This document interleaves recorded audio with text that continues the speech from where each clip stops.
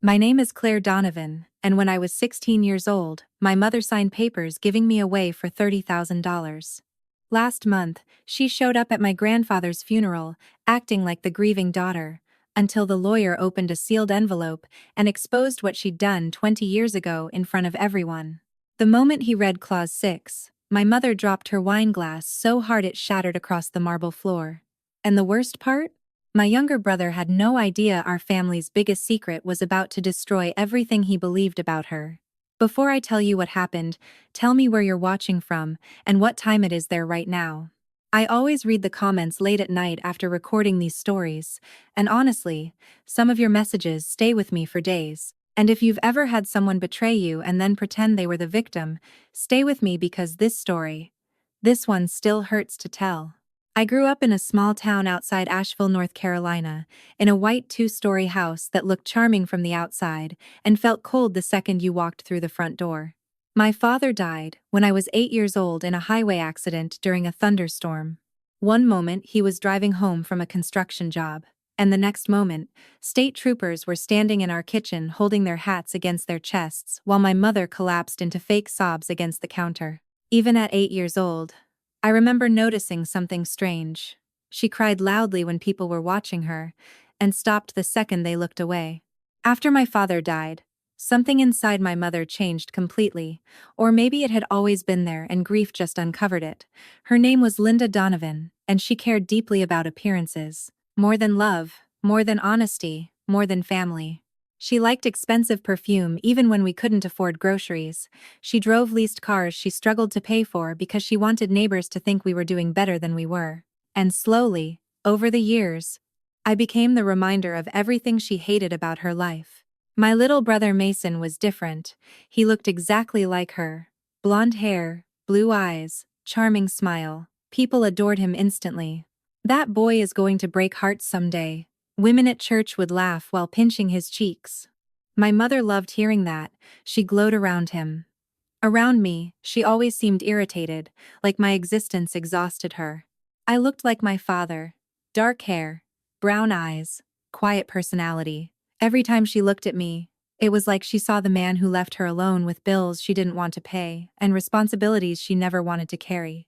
By the time I turned 14, I had already learned something dangerous. In some families, love is conditional. It depends on who makes life easier. When Mason wanted basketball camp, my mother somehow found the money. When I needed new shoes after mine split open at school, she told me to stop dragging my feet when I walked. When Mason got a B in math, she hired him a tutor. When I got straight A's, she'd barely glance at the report card before tossing it on the counter. But my grandfather Walter saw everything. He was my father's dad, quiet, sharp, the kind of man who spoke little but noticed everything. He owned a successful chain of hardware stores across western North Carolina and lived alone in a huge cedar house overlooking Lake Lure after my grandmother passed away.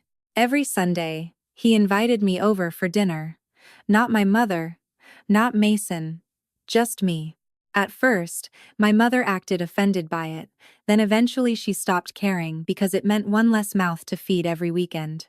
Grandpa Walter taught me things nobody else did. How to balance a budget.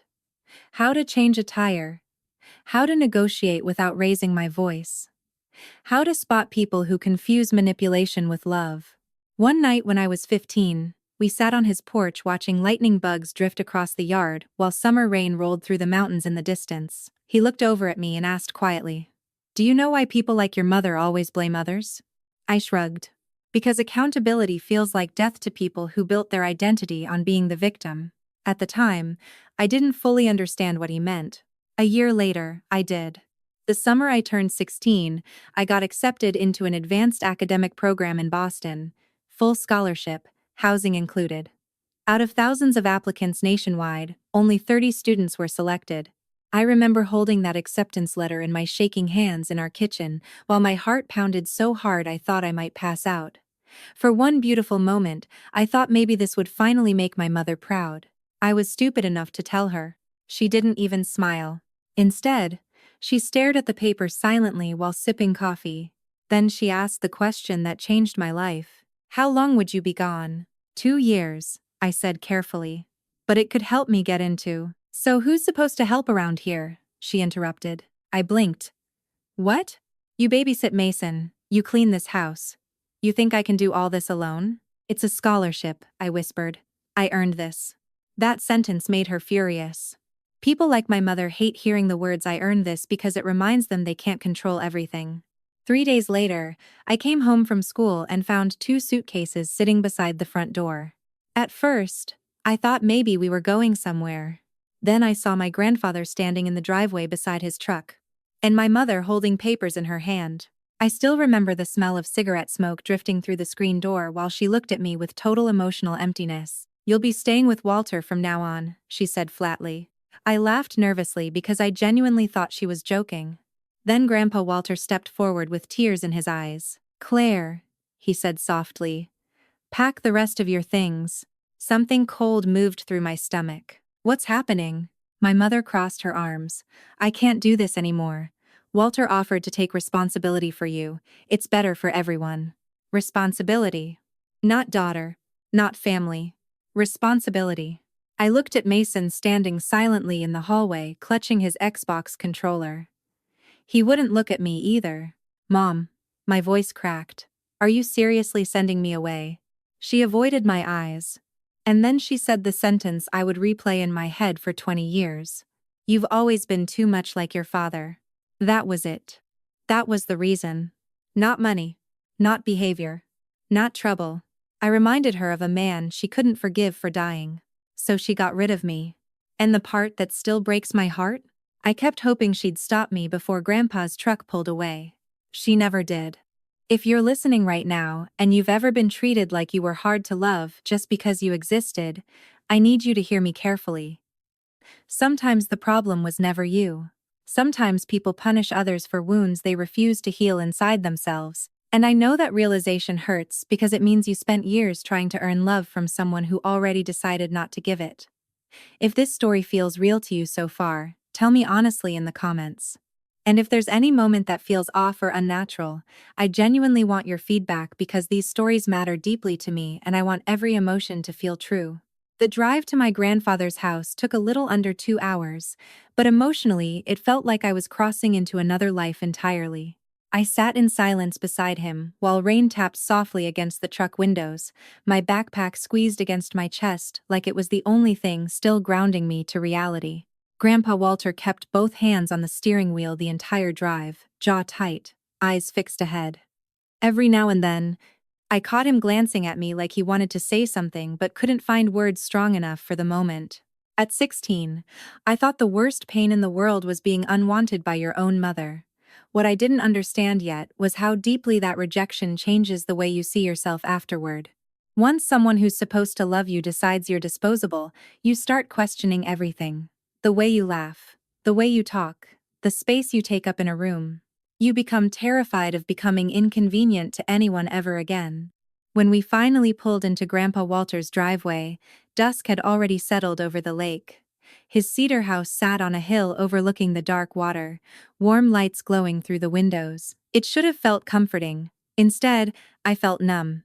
Inside, he carried my suitcases upstairs himself even though he was nearly 70 years old. He'd already prepared the guest room. Fresh sheets, folded towels, a small desk beside the window. There was even a new set of notebooks stacked neatly in the corner because he knew I loved writing things down when I was anxious. That tiny detail nearly destroyed me, because it meant he'd planned for me to stay before I even knew I was leaving. I stood frozen in the middle of the room while he quietly set my bags down. Then he finally said the thing he'd been holding back all evening. She made me promise not to tell you until after you left. My chest tightened instantly. What do you mean?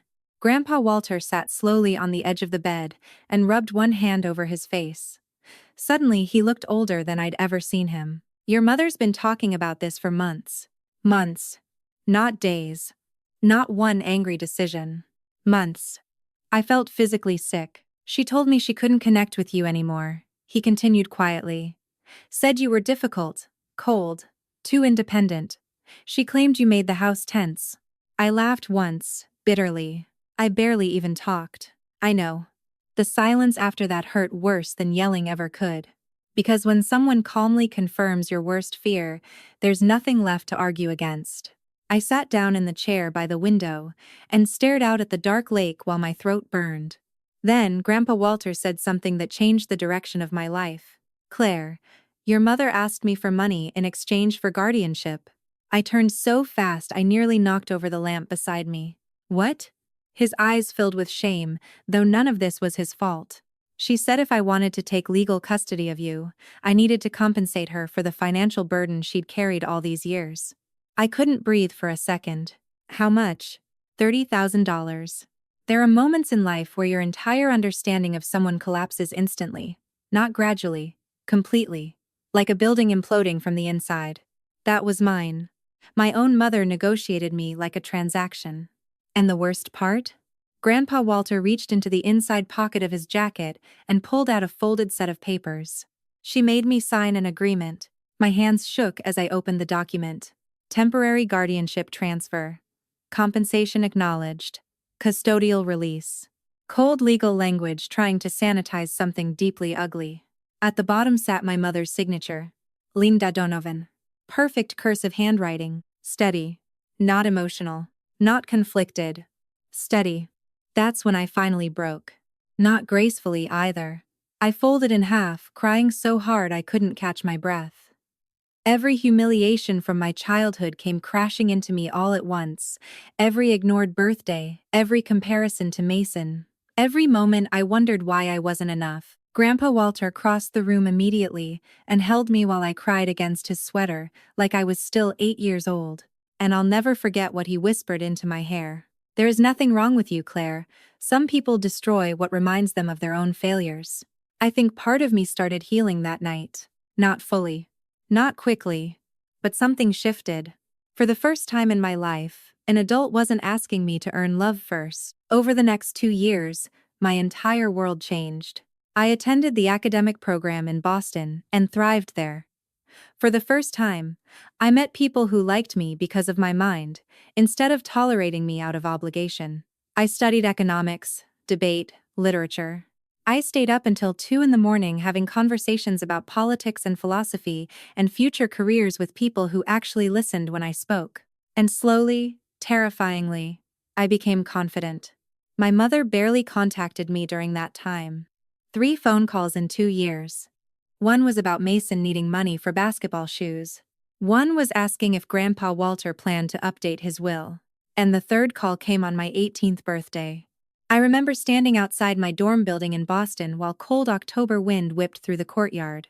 "Happy birthday," she said flatly. "Thanks." Long pause. Then she asked, "Are you planning to come home for Christmas?" Not because she missed me. Because appearances mattered. People in town had started asking questions. Why was Claire always gone now? Why did Walter spend all his time with her instead of Linda? Why wasn't she in family photos anymore? My mother cared about gossip more than relationships. "I don't think so," I answered quietly. Silence. Then came the guilt. "You know, families are supposed to stay connected." Families. Interesting word coming from someone who signed me away for $30,000. I almost mentioned the papers right then. Almost. But something stopped me. Because deep down, I realized something important. People like Linda Donovan survive by rewriting history. If confronted too early, they twist the story before truth has time to breathe. So instead, I simply said, "I hope you're doing well." And hung up. By 22, I graduated from Columbia University with honors in finance and business law. Grandpa Walter sat front row at graduation crying openly while embarrassing me by clapping louder than anyone else there. Afterward, over dinner in Manhattan, he raised a glass toward me. "Your father would have been proud beyond words." I smiled politely. But hearing my father mentioned still hurt because I barely remembered him anymore, just fragments. His laugh. Sawdust on his jackets. The way he carried me on his shoulders at county fairs. Sometimes grief gets blurry with time, not smaller, just blurrier. After graduation, I joined a private investment firm in Charlotte. Long hours, brutal competition, but I was good at it, really good. By 28, I was managing multi-million-dollar portfolios. And suddenly, after years of silence, my mother became interested in me again. The first email arrived late one Thursday night. Subject line: Thinking about you. Inside was only one sentence: Family should find its way back together before it's too late. No apology. No accountability. Just emotional bait wrapped in fake wisdom.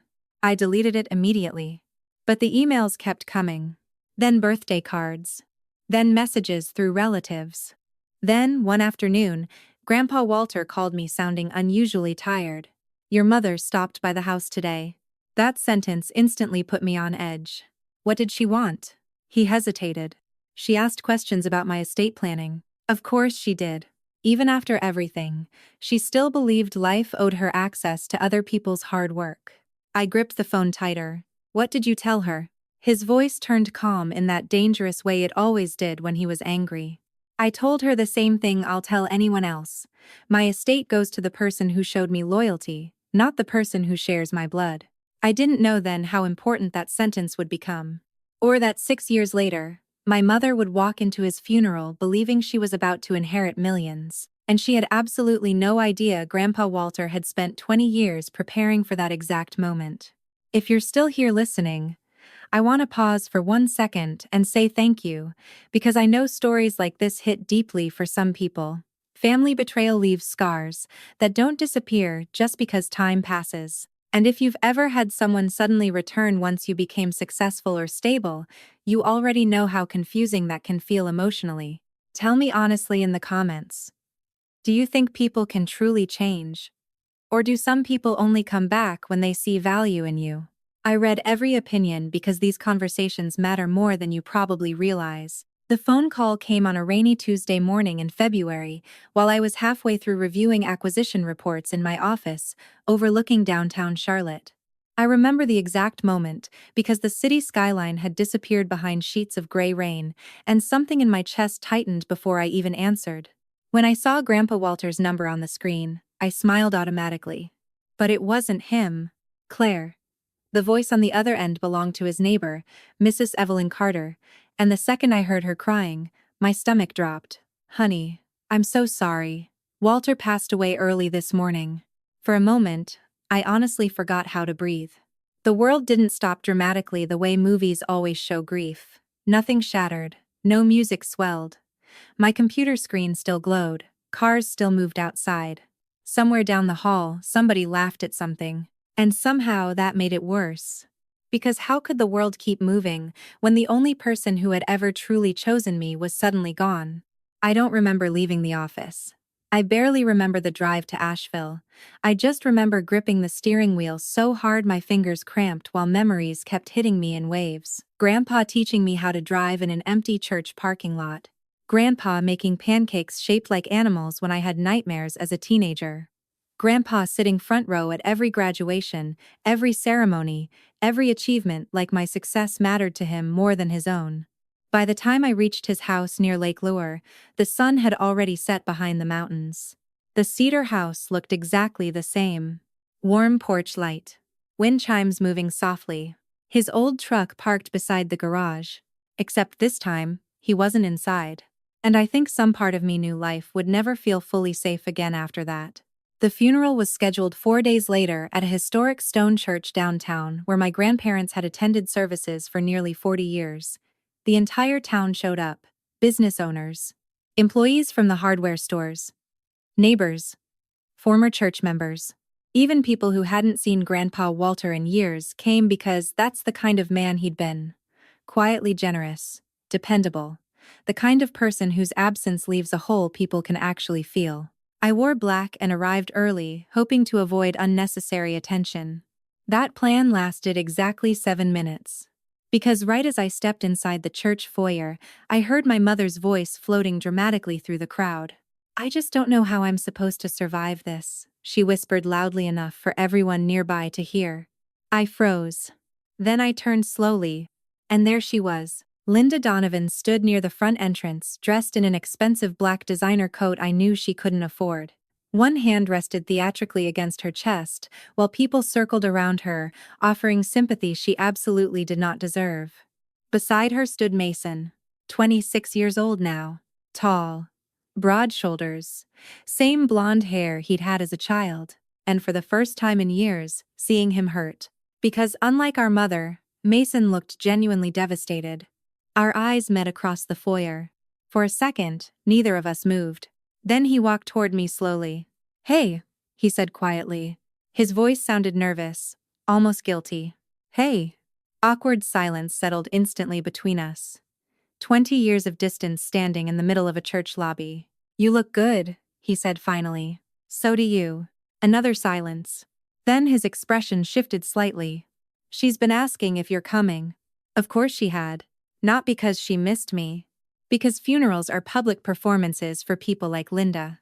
"I'm here for Grandpa," I answered calmly. Mason nodded once, like he understood exactly what I meant. Then my mother noticed us talking, and immediately transformed into grieving mother mode. "Claire." The way she said my name sounded rehearsed. Emotional. Soft. Designed for the audience around us.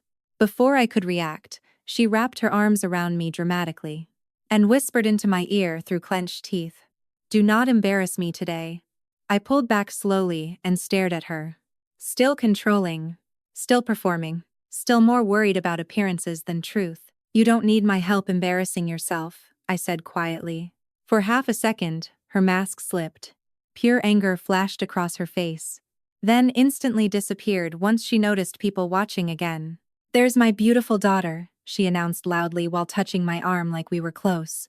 "Family should stay together during times like this." I almost laughed. Not because it was funny, because the hypocrisy was so massive it barely felt real. The service itself was beautiful. Painful, but beautiful. People stood one after another sharing stories about Grandpa Walter helping them through bankruptcies, illnesses, divorces, layoffs. Apparently half the town had been quietly rescued by him at some point. One elderly man cried while describing how Grandpa Walter paid off his mortgage after his wife developed cancer. A single mother talked about receiving anonymous grocery gift cards every Christmas for 8 years before discovering they came from him.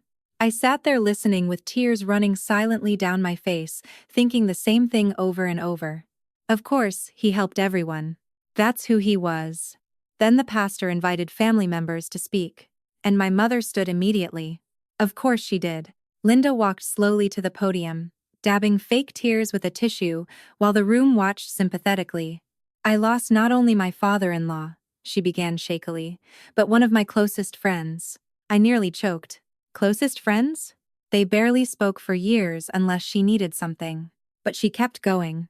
"Walter loved family more than anything," she continued emotionally, "and I know above all else, he would want us united." There it was. The setup.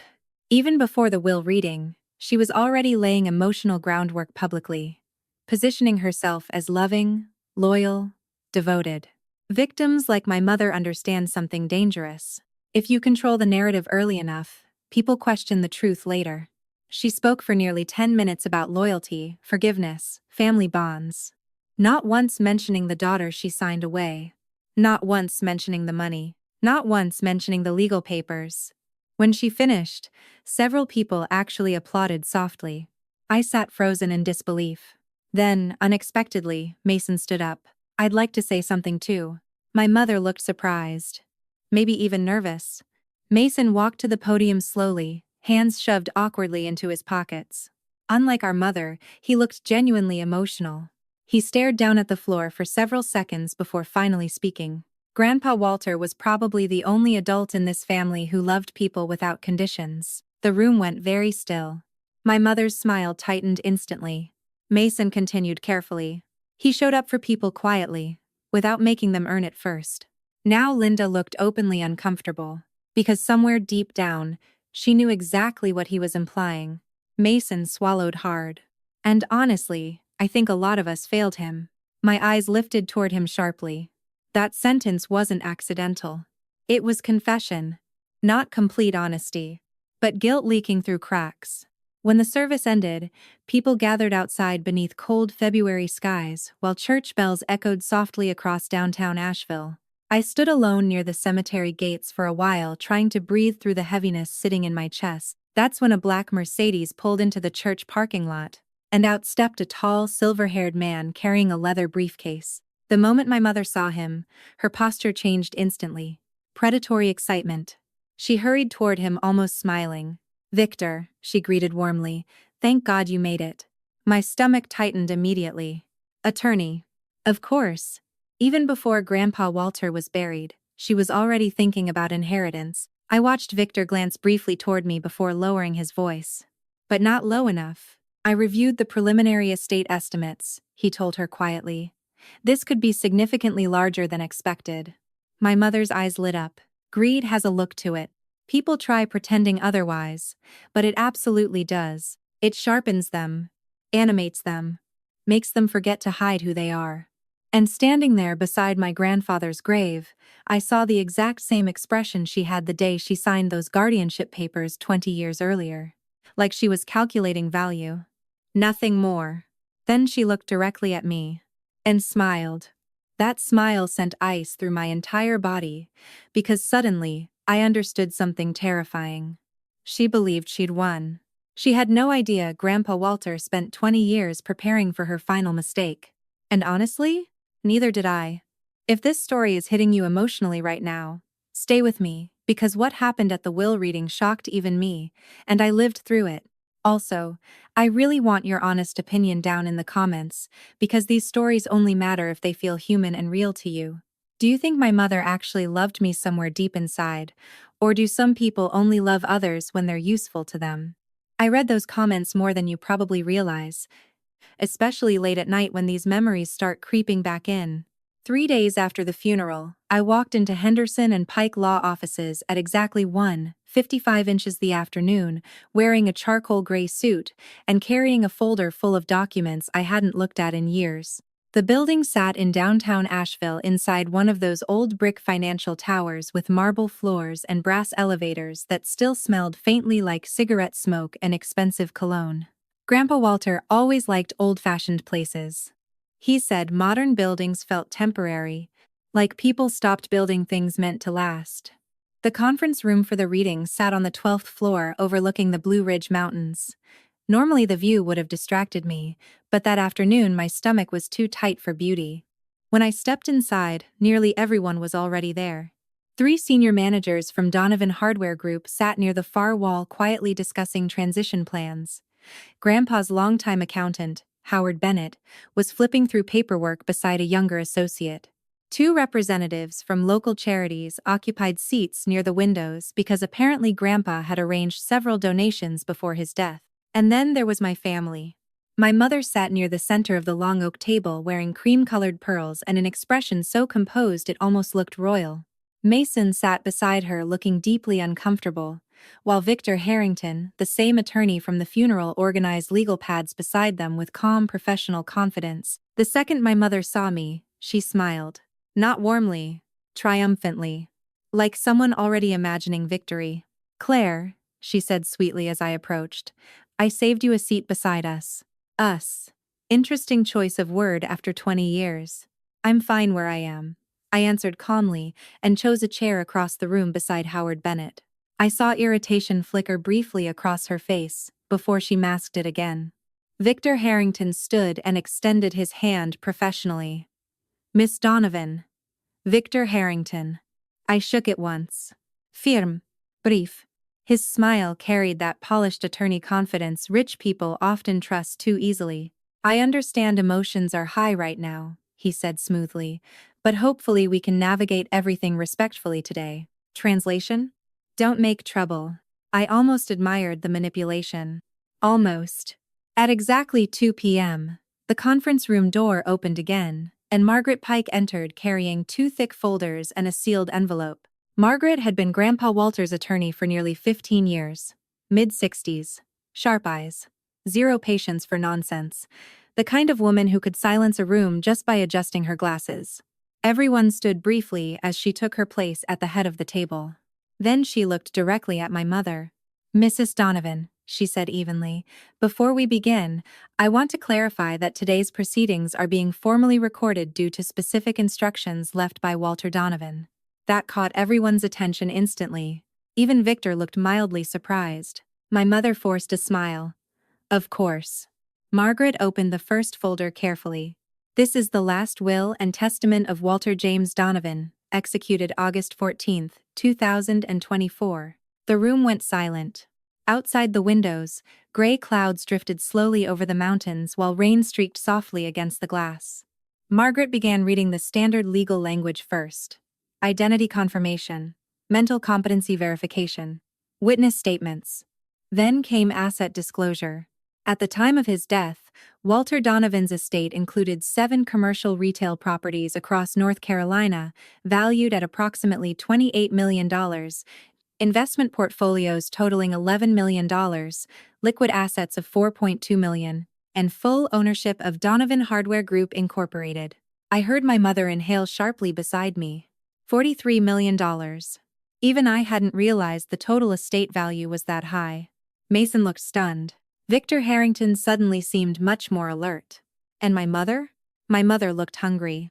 Margaret continued calmly. Article 4. Charitable distributions. She listed donations totaling nearly $3 million to veterans organizations, community housing programs, educational scholarships, and regional hospitals.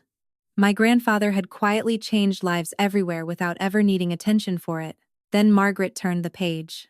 And the energy in the room shifted instantly. Article 5, she said carefully, regarding Linda Donovan. My mother straightened immediately. I could practically hear her heartbeat from across the room. Margaret adjusted her glasses. I intentionally leave no direct inheritance, property, ownership interest, or financial distribution to my daughter-in-law, Linda Donovan. Silence. Absolute silence. My mother blinked rapidly. I'm sorry, she interrupted quickly. There must be some misunderstanding. Margaret continued without reacting. This exclusion is intentional and made with full awareness. Victor leaned forward immediately. On what grounds? Margaret looked directly at him. Walter anticipated that question. Then she read the next sentence. For the record, I wish the following statement to be read aloud in full. I felt my pulse quicken. Margaret's voice stayed steady. In June of 2004, Linda Donovan requested financial compensation in exchange for transferring guardianship of my granddaughter Claire Donovan into my legal care. She referred to Claire repeatedly as an emotional burden and negotiated custodial terms in writing. My mother's face lost color instantly. Mason turned toward her slowly. What? She ignored him. That is completely out of context, she snapped. Margaret kept reading. I retained copies of all legal agreements signed during that transfer. Linda Donovan accepted $30,000 in exchange for permanent custodial release. Mason looked physically sick. You told me Claire left for school voluntarily. Linda's head whipped toward him. This is not the time. You said she abandoned the family. Her voice sharpened instantly. Mason, stop. But he didn't. And suddenly I realized something heartbreaking. My brother genuinely never knew the truth. He had spent 20 years believing our mother's version of events. Margaret calmly reached into her folder and placed photocopies on the table. Signed agreements. Bank transfers. Custodial documents. Everything. My mother stared at those papers like they were poison. Victor Harrington quickly scanned the documents, and I watched his confidence start evaporating in real time. Then Margaret delivered the sentence that truly changed the room. Additionally, Walter Donovan included Clause 6 specifically in anticipation of any inheritance dispute. Now, even Howard Bennett looked curious. Margaret opened the sealed envelope and began reading. If Linda Donovan contests this will directly or indirectly, all evidence regarding the 2004 custodial transaction, including private correspondence and financial records, shall become public record. My mother stood abruptly. This is harassment. No, Margaret answered coldly. It's documentation. For the first time all afternoon, Linda Donovan looked genuinely afraid. Not embarrassed. Afraid. Because manipulative people survive through selective storytelling, truth terrifies them more than punishment ever could. Victor cleared his throat carefully. Mrs. Pike, surely there's room here for mediation. There is not. The sharpness in Margaret's voice cut straight through him. Walter Donovan spent years preparing this estate specifically to avoid emotional coercion after his death. Then, she turned another page. And now, Clause 7. Something about the way she said it made my chest tighten. My mother looked nervous now, too. Margaret folded her hands neatly. I hereby leave the entirety of Donovan Hardware Group, all controlling business interests, all remaining real estate holdings, and all residual assets to my granddaughter, Claire Elise Donovan. The room froze. Even breathing seemed to stop. Then came the final sentence. The reason is simple. Claire was the only member of this family who loved me without expecting payment in return. My mother made a choking sound. No. Not angry. Desperate. No, that's not possible. But Margaret wasn't finished. Walter Donovan also requested one final personal statement be read aloud. She unfolded another handwritten page. And the moment I recognized Grandpa's handwriting, my throat closed completely. If Claire is hearing this, Margaret read softly, then I'm gone, and Linda is probably pretending to cry somewhere nearby. Several people at the table looked down immediately, trying not to react. My mother looked horrified. Margaret continued, Claire, none of this was ever about money. I could have left every dollar to charity and still died peacefully. This inheritance exists for one reason only. Because you spent your whole childhood being treated like something unwanted, and I needed you to know with absolute certainty that you were treasured. Tears blurred my vision instantly. Across the room, Mason stared at the table silently shaking. You were never difficult, Margaret continued reading.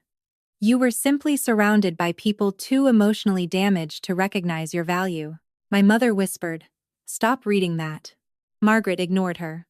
You owe nobody access to your life simply because they share your blood. Real family protects, real family stays, real family tells the truth.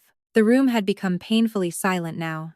And then Grandpa's final sentence shattered what little composure my mother still had left. Linda spent 20 years trying to erase her shame by rewriting Claire's story. Today, the truth survives her version of it. My mother slammed both hands against the table. That is not what happened. But nobody looked convinced anymore. Not even her own son. And in that moment, watching Mason slowly realize the woman who raised him had lied his entire life, I honestly felt worse for him than for myself. Because betrayal hits differently when it comes from the person you trusted most. If you've made it this far with me, thank you sincerely because I know this story carries a lot emotionally. And hearing all this again still affects me more than people probably realize. Tell me honestly in the comments. What do you think hurts more, being rejected openly, or discovering years later that someone rewrote the truth about you behind your back? I read your thoughts constantly, and some of your perspectives genuinely help me heal pieces of this story I still struggle with today. After Grandpa Walter's final letter was read aloud, the entire conference room felt emotionally hollowed out. Nobody moved. Nobody spoke. Even the rain against the windows sounded louder somehow, like the silence inside the room had made every small sound sharper. My mother was still standing with both palms pressed against the oak table, breathing hard through her nose while panic flickered across her face faster than she could hide it. For the first time in my entire life, Linda Donovan looked cornered. And people like her never know how to handle losing control publicly. Mason sat beside her completely frozen, staring down at the custodial documents spread across the table in front of him, like he was trying to force his brain to reject what his eyes were seeing. Then finally, quietly, he asked the question that changed everything. You got paid? The pain in his voice hit me harder than I expected. Not anger. Not accusation. Confusion. The kind that happens when your entire understanding of your childhood suddenly starts collapsing.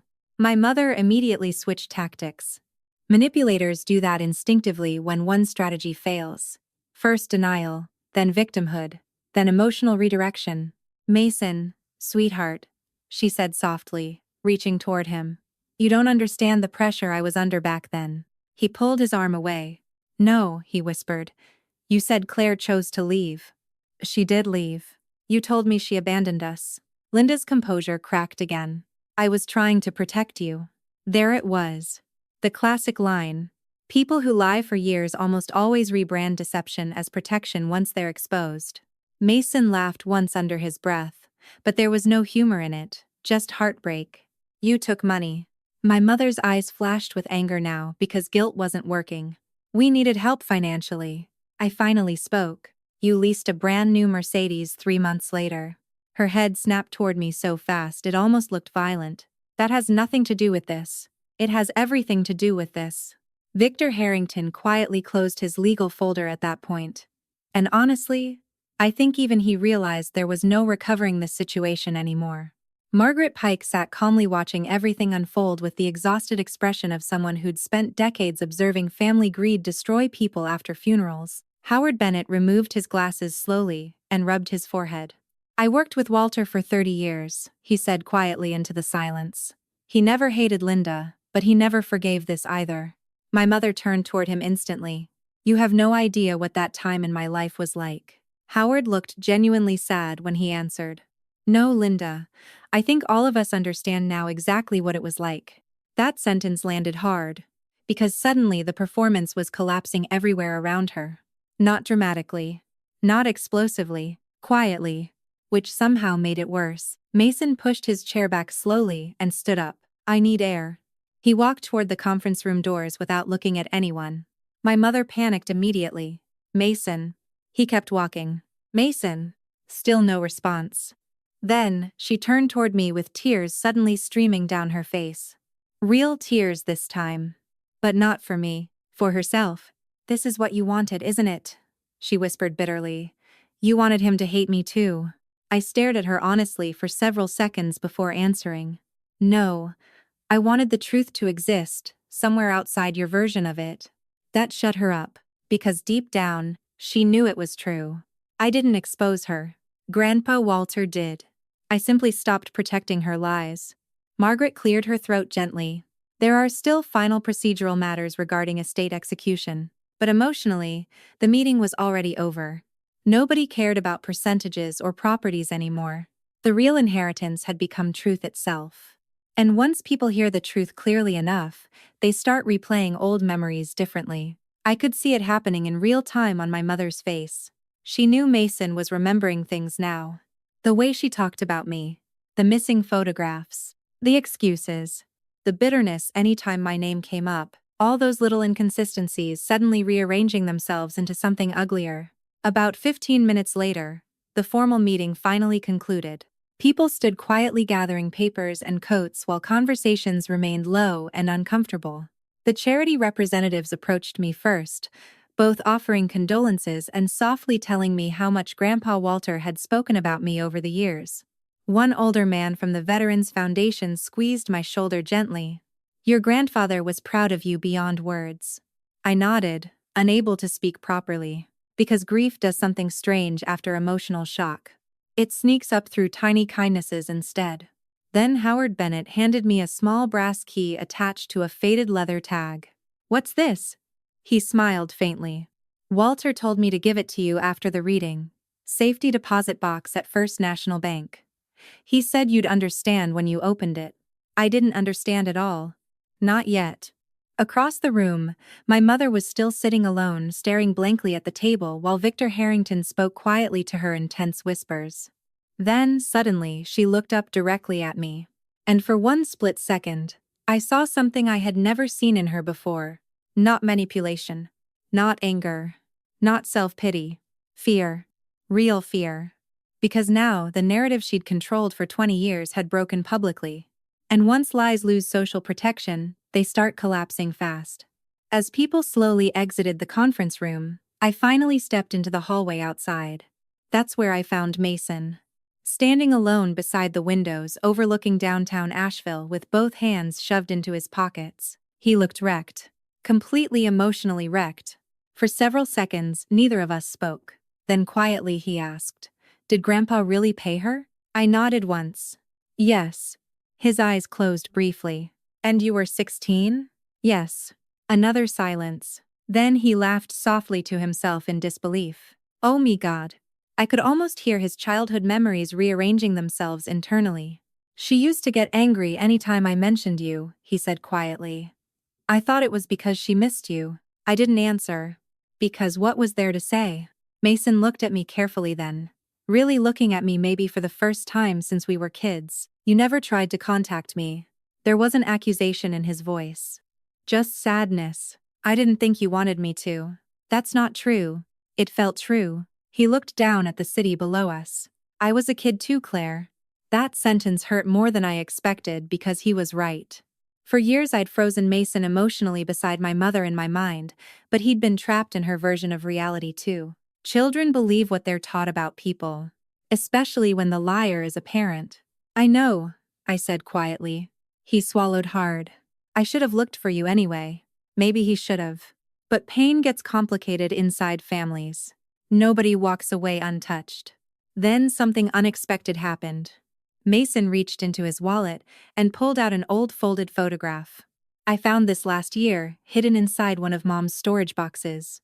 He handed it to me carefully. It was a picture of me and him as children sitting on Grandpa Walter's dock during summer vacation. I couldn't have been older than 10. Mason maybe 6. Both of us smiling with fishing poles beside us. On the back, in my mother's handwriting, were 4 words, "Before everything became difficult." I stared at those words for a very long time. And suddenly I realized something heartbreaking. My mother probably truly believed her own rewritten version of events now. That's the terrifying thing about people who avoid accountability long enough. Eventually they stop lying consciously. The lie becomes their identity. Mason took a shaky breath. I don't know what happens now. Neither did I. But for the first time in 20 years, the conversation between us felt honest.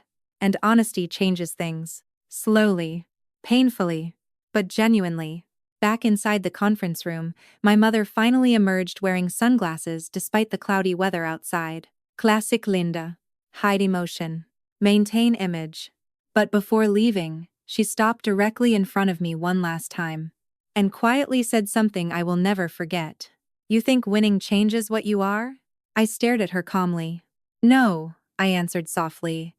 "But finally telling the truth changes what I'm not anymore." For the first time in my life, she had no response. She simply turned and walked away. And honestly, watching her leave didn't feel victorious. It felt exhausting. Because closure isn't always satisfaction. Sometimes, it's just finally being too tired to carry someone else's lies anymore. If you're still listening right now, I genuinely appreciate you staying through this story because I know these emotions run deep. And I'd really love your honest opinion in the comments. Do you think some parents actually believe the stories they create over time? Or do they always know exactly what they're doing? Your thoughts help shape how I reflect on these experiences even now. And if this story feels real to you emotionally, let me know, because telling it honestly matters more to me than sounding perfect ever could. 3 days after the will reading, I drove to First National Bank, carrying the brass key Howard Bennett had given me. The entire ride there, I kept wondering why Grandpa Walter would leave something separate from the estate. He was too organized to do anything randomly. If he left that key intentionally, it meant whatever sat inside that safety deposit box mattered. What I didn't realize yet was that he had been documenting the truth for 20 years. The bank manager escorted me downstairs into a cold vault lined with hundreds of metal boxes stacked floor to ceiling. The fluorescent lights buzzed softly overhead while she unlocked the outer mechanism and stepped away to give me privacy. My hands trembled slightly as I slid the box open. Inside sat 3 items: a thick manila envelope, a leather-bound journal, and an old disposable camera. I frowned immediately. The camera looked ancient. The journal worn at the edges from years of handling. For a second, I just stared. Then I opened the envelope first. Inside were dozens of documents neatly organized by date: banktransfers, custody agreements, letters, emails, handwritten notes from Grandpa Walter himself. But buried halfway through the stack was something that made my stomach drop instantly. A folded letter written by my father, dated 6 months before he died. I stopped breathing for a second. My father rarely wrote letters. At least not that I remembered. Slowly, I unfolded the paper. And there it was. His handwriting. Messy, slanted, familiar in a way that physically hurt. "Walter, if anything ever happens to me, please watch over Claire. Linda tries with her, but I can already tell she resents how much Claire reminds her of my side of the family. I'm worried what happens if I'm not there to balance things out." I had to stop reading because tears hit me so suddenly I couldn't see. He knew. My father knew before he died. Maybe not fully. Maybe not how bad it would become. But he saw enough to worry. I sat alone inside that tiny vault room, crying silently while holding a letter from a dead man who somehow still understood me better than my own mother ever did. And then I noticed something else. At the bottom of the page, Grandpa Walter had written a note in blue ink years later. I promised him I would. That absolutely broke me. Because suddenly I realized Grandpa never saw taking me in as charity. It was a promise. A promise to his son. I wiped my face carefully and opened the leather journal next. Inside were dated entries spanning nearly 20 years. Not daily entries. Important moments. Conversation. Observations. Evidence. Grandpa Walter had quietly documented everything. At first, I felt uncomfortable reading it. Private thoughts after someone dies can feel sacred. But then I turned to an entry dated August 14, 2004. The day my mother signed guardianship papers, and my entire chest tightened. Linda arrived 40 minutes late wearing sunglasses despite cloudy weather, barely asked about Claire once during the meeting, focused primarily on financial terms, referred to Claire as emotionally draining and said Mason needed a more stable environment without tension in the house. I shut my eyes immediately. Emotionally draining. I was 16. A child. Another entry from 2 weeks later read, Claire apologized tonight for costing me money. God help me, that nearly made me cry at the dinner table. That girl has been carrying guilt that never belonged to her. I pressed one hand against my mouth trying to steady myself. Because he noticed everything. Every hidden wound. Every quiet insecurity. Every apology I made for existing. Page after page described moments I barely remembered. Buying me notebooks, because he noticed I stopped asking for school supplies. Leaving lights on in the hallway, because I slept better that way after nightmares. Pretending he needed help in the garage because he knew I relaxed more while working beside someone instead of talking directly. The deeper I read, the more I realized something overwhelming. I had been loved carefully. Intentionally. In all the small ways traumatized kids need love most. By the time I reached the final pages, tears had soaked through half the journal. Then I found the last entry, written only 2 months before Grandpa Walter died. If Claire ever reads this someday, I hope she understands something clearly. None of what happened to her was caused by some flaw inside her. Linda spent years trying to turn rejection into Claire's identity. I spent the rest of my life trying to undo that damage quietly enough that Claire wouldn't feel pitied. She was never hard to love. She was simply surrounded by people too wounded to love properly. I completely lost it after that. Not graceful tears either.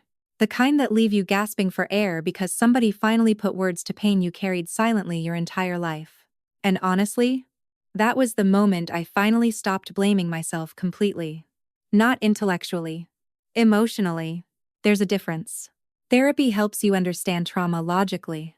But healing emotionally takes much longer because wounded children always assume rejection must somehow be their fault. I sat there inside that bank vault for almost an hour reading Grandpa Walter's journal while years of self-hatred slowly cracked apart piece by piece. Then finally, I picked up the disposable camera.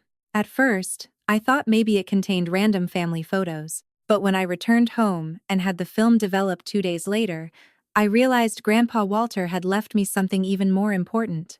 Proof. Picture after picture documented my childhood after moving in with him. Me studying at the kitchen table. Me asleep beside textbooks. Me smiling at school events. Me laughing during fishing trips. Me living, thriving, healing. And tucked among those photos was one image that absolutely destroyed me emotionally. A picture of 16-year-old me standing on the dock at Lake Lure looking out over the water while Grandpa's handwriting across the back simply read, "The first day she finally smiled without apologizing first." I stared at that sentence for nearly 10 minutes. Because I didn't even realize I used to apologize for smiling. Trauma changes people in invisible ways. That evening, I sat alone in my apartment surrounded by photos and journals while sunset light spilled across the living room floor. And for the first time since the funeral, I felt something unexpected. Not anger. Not grief. Relief. Relief that someone saw the truth while it was happening. Relief that my childhood existed somewhere accurately outside my mother's rewritten version.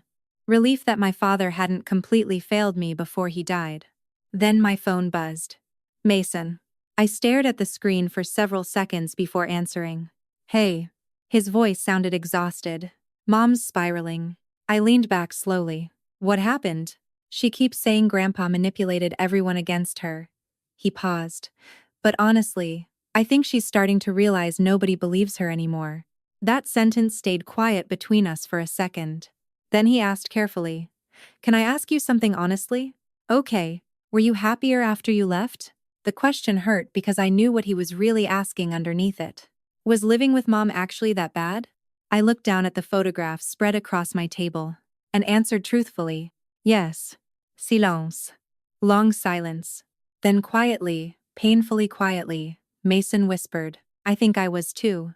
That broke my heart all over again. Because suddenly, I realized my brother hadn't escaped her emotionally just because she kept him. Children raised by emotionally manipulative parents survive differently. One gets rejected. The other gets controlled through approval. Both lose pieces of themselves. We talked for almost an hour that night. Not perfectly. Not deeply. But honestly. And before hanging up, Mason said something unexpected. "I used to be jealous of you." I frowned. "Why?" "Because Grandpa loved you differently." I swallowed hard. "He loved you too." "Yeah," Mason answered softly. "But you never had to earn it." After the call ended, I sat there for a long time thinking about that sentence. Because maybe that was the real inheritance Grandpa Walter left behind. Not money. Not buildings. Not businesses. Emotional safety. The kind most people spend their entire lives searching for. And if you're listening right now and parts of this story feel painfully familiar, I need you to hear this clearly. Children do not exist to manage their parents' unresolved pain. And if somebody made you feel difficult to love growing up, that says far more about their emotional limitations than your worth. If this story is connecting with you emotionally, tell me honestly in the comments because your thoughts genuinely matter to me. And thank you again for listening this far, because revisiting these memories still takes more out of me than people probably realize. About 6 weeks after the will reading, spring finally started settling over Asheville. The mountains turned green again, dogwood trees bloomed along the roadsides, and somehow the entire town looked softer than it had during those cold gray funeral weeks. But emotionally, nothing in my family felt soft anymore. Everything felt exposed. Like somebody had ripped drywall off a house and suddenly all the wiring was visible underneath. Mason and I kept talking occasionally after that night phone call. Short conversations at first. Careful. Both of us still learning how to interact without our mother controlling the emotional atmosphere between us. Sometimes we talked about harmless things like work or weather. Sometimes silence sat between us for long stretches. But slowly, painfully slowly, we started sounding like siblings instead of strangers, connected by shared damage. Then one Thursday night in April, my phone rang around 11:30 p.m. "Mason." The second I answered, I knew something was wrong. "Claire." His voice sounded tight. "Mom's at the house." I sat upright immediately. "What house?" "Grandpa's." My stomach dropped. "What?" "She used her old garage code somehow. I came by because Howard said somebody triggered the security system and—" He stopped, exhaling shakily. "She's drunk." I was already grabbing my keys. The drive to Lake Lure took just under an hour, and the entire way there I kept replaying memories I didn't want back in my head. My mother screaming through closed doors. My father staying silent to avoid conflict. Me learning as a child that emotional explosions could happen without warning. By the time I reached Grandpa Walter's property, police lights weren't there yet, thank God. But every downstairs light inside the cedar house blazed brightly against the darkness. I stepped through the front door and immediately smelled wine. And rage. My mother stood in the living room beside Grandpa's old fireplace, clutching a crystal tumbler while family photographs lay scattered across the floor around her. Mason stood near the kitchen, looking emotionally exhausted. The second Linda saw me, she laughed bitterly. "Well, there's the favorite granddaughter." I closed the door behind me carefully. "What are you doing here?" "What does it look like?" she snapped. "I came to my family's house." "No," I answered quietly. "You came to Grandpa's house after he died because nobody can stop you emotionally anymore." That hit her. Her face twisted instantly. "You think you know everything now, don't you?" "I know enough." For several seconds, she just stared at me, breathing unevenly. And then something unexpected happened. She started crying. Not performative crying. Not loud, dramatic sobbing. Real crying. Messe. Exhausted. Human. It honestly shocked me more than yelling would have. Mason looked stunned too. Our mother almost never cried authentically. Linda sank slowly onto the couch and covered her face. I was 26 years old, she whispered brokenly. Your father was dead. Bills were everywhere. I was drowning. I stayed standing. Because pain explains behavior sometimes. But it doesn't erase consequences. You think I don't know I failed you? She asked through tears. You think I haven't lived with that every day? I looked at her carefully. And for the first time in my life, I actually believed she meant it. Not completely. Not cleanly. But partially. Enough to matter. Mason sat down slowly across from her. Then why lie to me all these years? That question landed like a knife. Because unlike me, Mason still wanted a mother emotionally. I think part of him always would. Linda wiped her eyes shakily. Because if you knew what I did, her voice cracked, you would have hated me too. Silence swallowed the room. Then quietly, I asked the question I'd carried for 20 years. Why was I the one you gave away? She looked at me instantly. And I swear to God, she looked ashamed. You looked exactly like him. My throat tightened immediately. Your father adored you, she whispered. Every time he looked at you, it was like nobody else existed. After he died, every time I looked at you, all I could see was what I lost. The room went still. Not because it excused anything, but because suddenly the ugliness had roots. Grief, bitterness, resentment, unhealed pain mutating into emotional cruelty. Linda shook her head slowly. You were smart like him too, quiet like him, even the way you walked reminded me of him. Tears slid down her face again. And instead of loving that about you, I punished you for it. That sentence hit me so hard I physically sat down. Because some part of me had always wondered what was so fundamentally wrong with me. And hearing the answer didn't heal the wound. But it finally gave the wound shape. Mason looked devastated. Oh my God. Linda laughed bitterly through tears. Yeah, that's about the right reaction. For a while, nobody spoke. The grandfather clock ticked softly in the hallway while spring rain tapped against the windows outside. Then my mother looked at me carefully. I did love you. I answered honestly.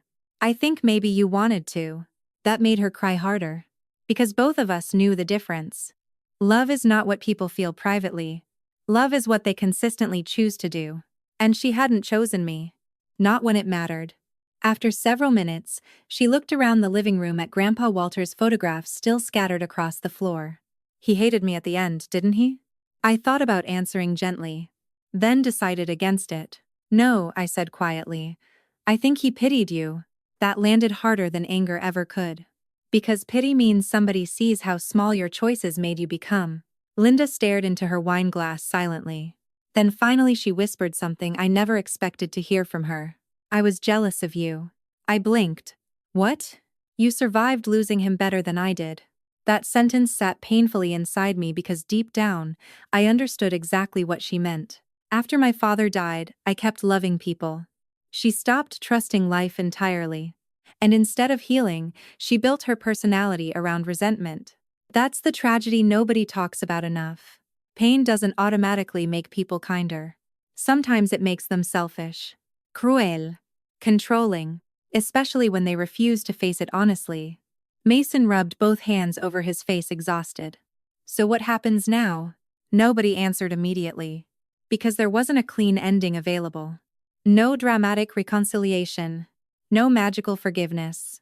Just damaged people sitting inside a quiet house, finally telling the truth years too late. Eventually, my mother stood slowly and grabbed her purse.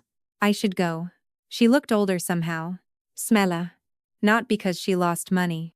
Because she finally stopped hiding from herself for a few minutes. Before leaving, she paused near the front door and turned toward me. I really am sorry, Claire. I believed she meant it. And strangely, that mattered less than I once thought it would. Because apologies arrive differently after 20 years. They don't undo childhoods. They just explain them.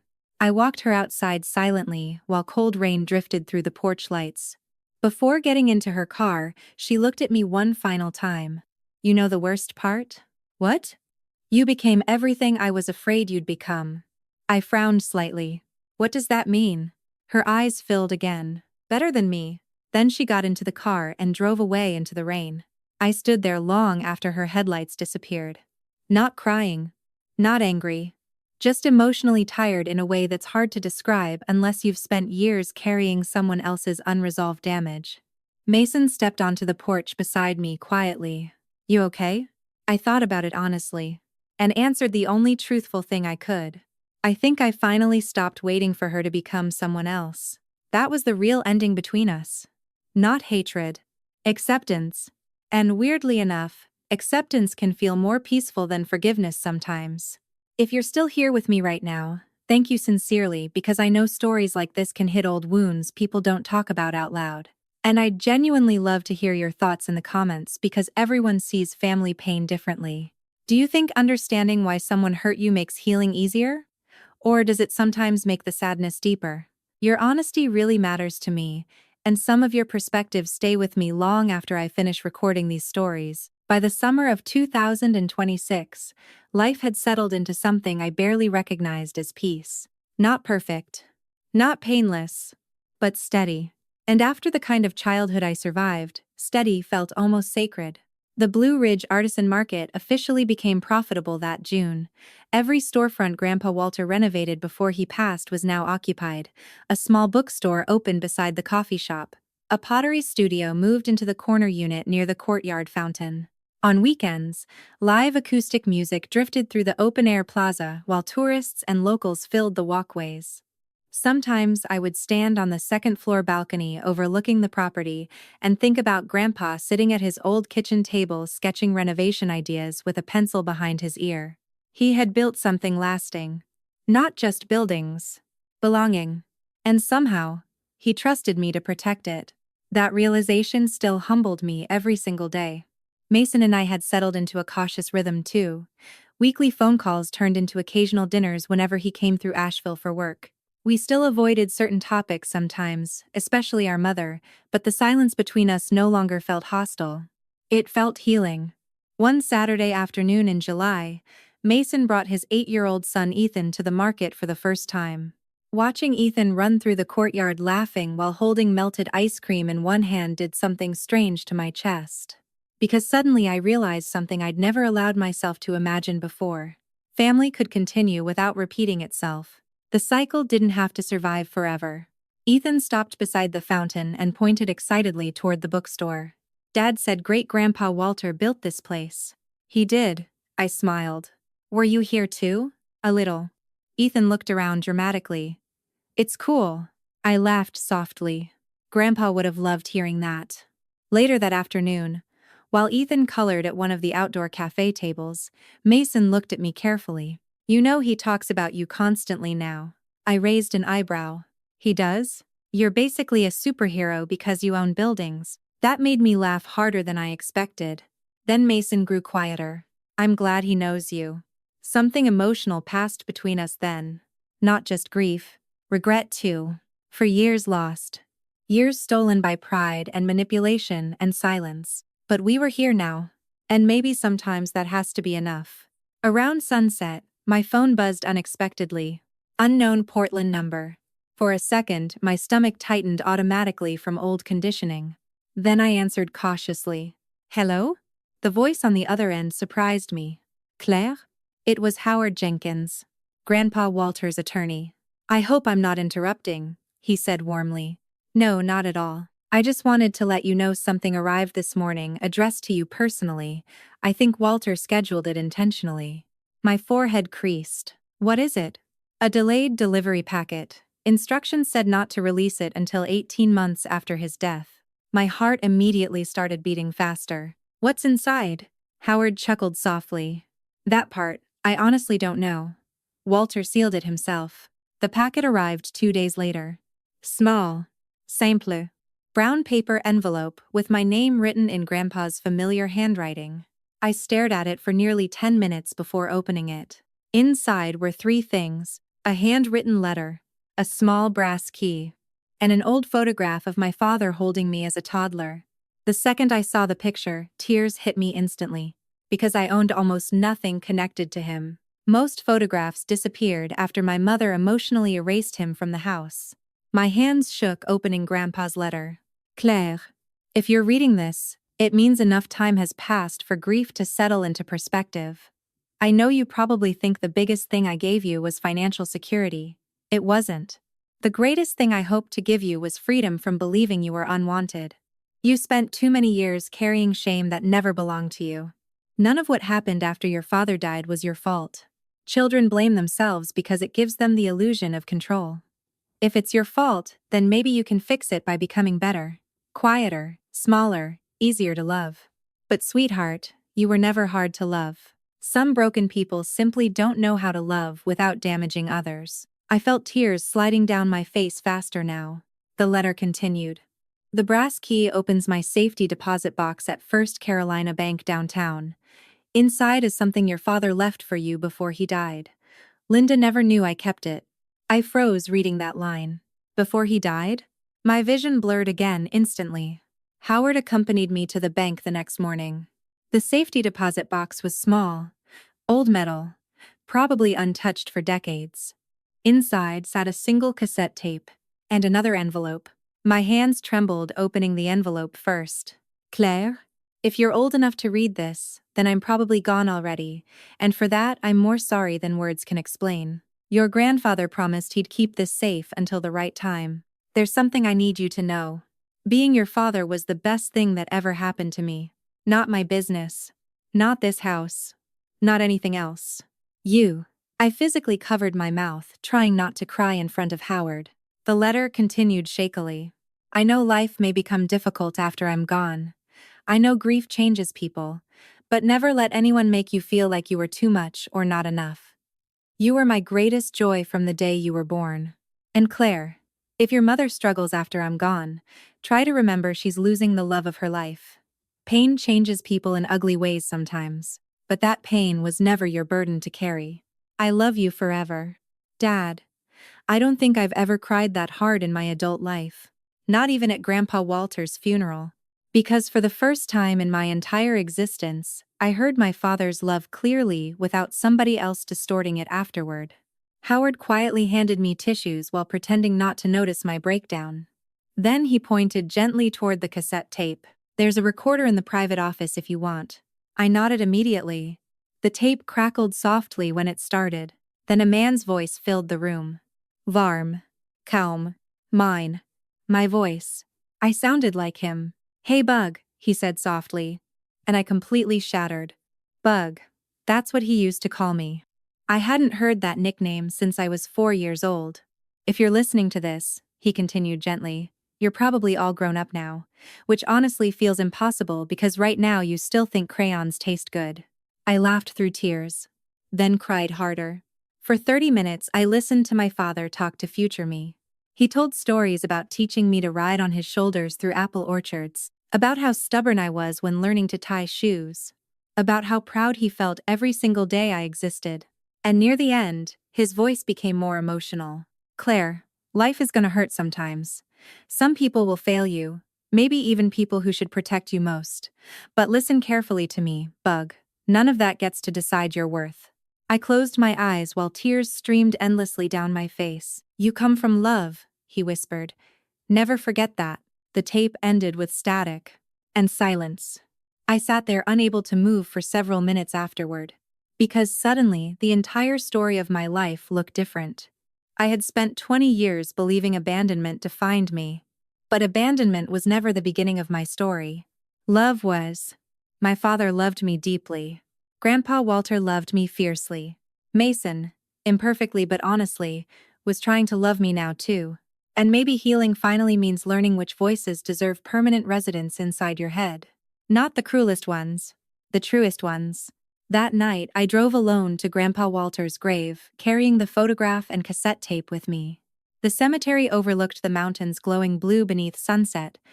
I sat in the grass beside his headstone quietly for almost an hour. Then finally, I whispered the thing I wish I could have told him before he died. You saved my life. Wind moved softly through the trees overhead. And for the first time since childhood, I no longer felt like the unwanted daughter in somebody else's story. I felt like the author of my own. And maybe that's what healing really is. Not forgetting what happened. Not pretending the damage never existed.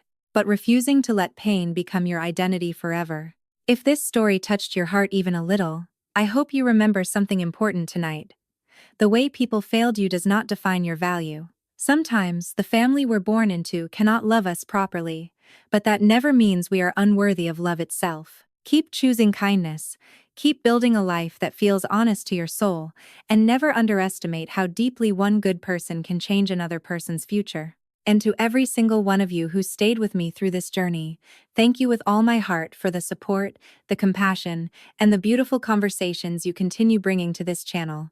Your words truly matter more than you know.